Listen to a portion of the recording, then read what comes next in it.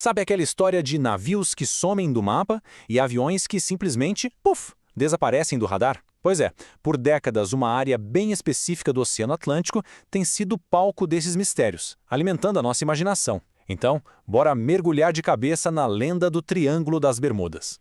Tá, mas onde fica exatamente esse lugar? Imagina um triângulo no mapa. Uma ponta está em Miami, na Flórida. A outra, nas Ilhas Bermudas. E a terceira, lá em Porto Rico.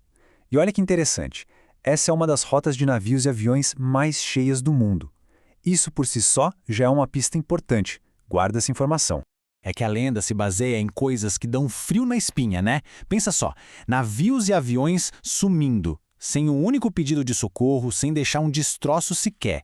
É essa ideia de que algo pode simplesmente deixar de existir que faz essa história ser tão magnética e que ela dure tanto tempo. E aí fica a grande pergunta, né? O que é que está acontecendo de verdade no Triângulo das Bermudas? Será que são forças do além, fenômenos da natureza super bizarros? Ou a explicação é bem mais simples do que a gente imagina? É isso que a gente vai investigar agora. Vamos separar o que é fato do que é pura ficção. Ok, para começar a entender esse mistério todo, a gente precisa voltar no tempo e olhar para os casos que deram origem a essa fama. Então, vamos abrir o arquivo dos desaparecimentos mais famosos. A lista de casos icônicos é longa, viu? Começa lá atrás com o Mary Celeste, um navio fantasma encontrado navegando sozinho, intacto, mas sem ninguém a bordo. E vai até o famoso Voo 19, que não era um avião só, era um esquadrão inteiro de 5 aviões da Marinha Americana que sumiu num treinamento. E para deixar tudo ainda mais bizarro, o avião de resgate que foi procurar por eles também desapareceu. A dimensão humana dessas tragédias é gigante. Pega o caso do USS Cyclops, por exemplo, lá em 1918. Foram 309 vidas perdidas. O navio, que era um cargueiro só, partiu. E nunca mais ninguém viu. Nada. Sem destroços, sem corpos, sem nenhuma resposta. E é aqui que a história começa a ter uma reviravolta daquelas. Pega esse caso do Cyclops, um dos mais famosos que todo mundo usa para falar do perigo do triângulo. Então, na verdade, ele nem desapareceu lá. É isso mesmo. Tudo indica que o navio afundou perto da costa da Virgínia, ou seja, bem mais ao norte da área do triângulo. Bom, com os fatos sendo distorcidos desse jeito, não é de se espantar que a imaginação da galera tenha ido assim para outra galáxia. Agora a gente vai dar uma olhada nos suspeitos mais, digamos, fantásticos que surgiram para tentar explicar esses sumiços. A primeira teoria, claro, tinha que ser alienígenas. É um clássico, né? Quem defende essa ideia diz que a região é tipo um ponto de ETs, um lugar onde eles vêm para capturar gente e naves para estudar. E para dar um ar mais histórico, eles até citam o Diário do Cristóvão Colombo. É, ele mesmo. Que lá em 1492 escreveu ter visto uma grande chama de fogo caindo no mar bem naquela área. Depois tem a galera que fala em portais, sabe? Buracos de minhoca. A ideia aqui é que os navios e aviões não explodem nem afundam. Eles são, na verdade, transportados para outra dimensão ou, quem sabe, para outra época. Uma teoria que, vamos ser sinceros, não tem nenhuma prova científica. E para fechar o trio fantástico, a teoria da cidade perdida de Atlântida. Acredita nisso? A história é que a tecnologia super avançada de Atlântida, principalmente uns tais de cristais de energia, ainda estaria funcionando lá no fundo do mar. E esses cristais soltariam uns raios que, basicamente, desintegram qualquer coisa que passe por ali. Ok, deixando um pouco a ficção científica de lado, vamos ver o que a ciência tem a dizer. E olha, as explicações são bem mais pé no chão, mas nem por isso menos impressionantes. Olha só, cientistas lá da Universidade de Southampton têm uma suspeita forte, as Rogue Waves, que a gente pode chamar de ondas gigantes. E não é tsunami. Pensa numa parede de água que surge do nada. Elas se formam quando várias tempestades vindo de lugares diferentes se encontram, o que, por sinal, é super comum na região do Triângulo. E para ter uma ideia da força disso, uma única onda dessas pode chegar a 30 metros de altura. 30 metros. É tipo um prédio de 10 andares.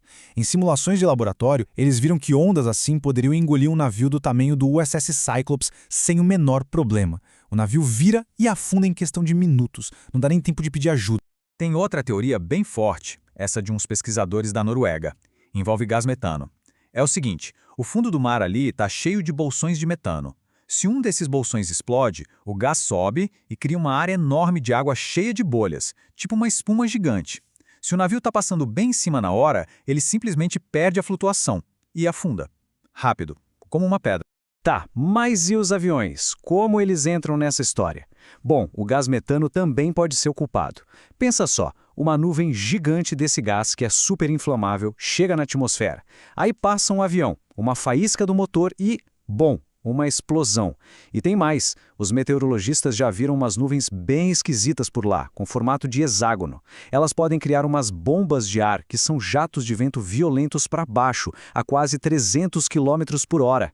Isso é mais que suficiente para jogar um avião no mar. Então, beleza.